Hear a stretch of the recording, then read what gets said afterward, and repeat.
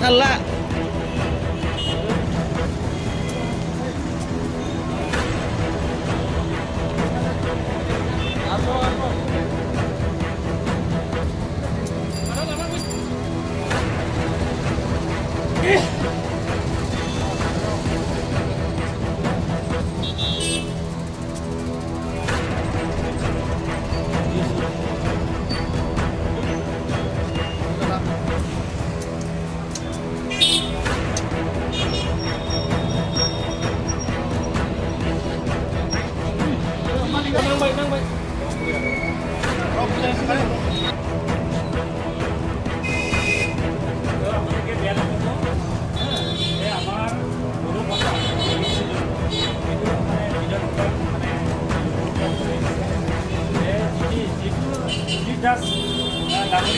তেওঁলোকে অলপ মানে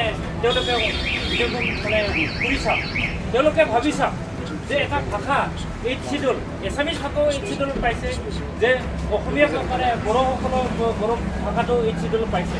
গতিকে দুইটাও যিহেতু মৰ্যাদা পোৱা এটা মানে 8th শিডিউলৰ মৰ্যাদা পোৱা এটা মানে ভাষা, গতিকে এই ভাষাটো আমি যে এছেম্বলিত অন্তত লঘুত ভাষাটো আমি বিচাৰিছোঁ যে ৰঞ্জিত দাস ডাঙৰীয়া সদস্য হোৱাৰ পিছত যে এটা এটা তেখেতে কাম কৰি আছে, যে প্ৰথমতে তেখেতে আৰমাইটো গুচালে, তাৰপিছত যি মানে নেম প্লেট আছিলে সেইটোও গুচালে, যে এটাৰ পিছত এটা তেখেতে কৰি আছে।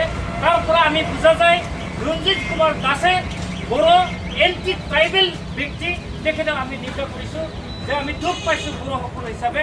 গতিকে যিমানখিনি আমাৰ বড়োলেণ্ড এৰিয়াত যে অসমীয়া ভাষাত লিখা আছে আমি সকলোকে আমি দৌৰাই পেলাম।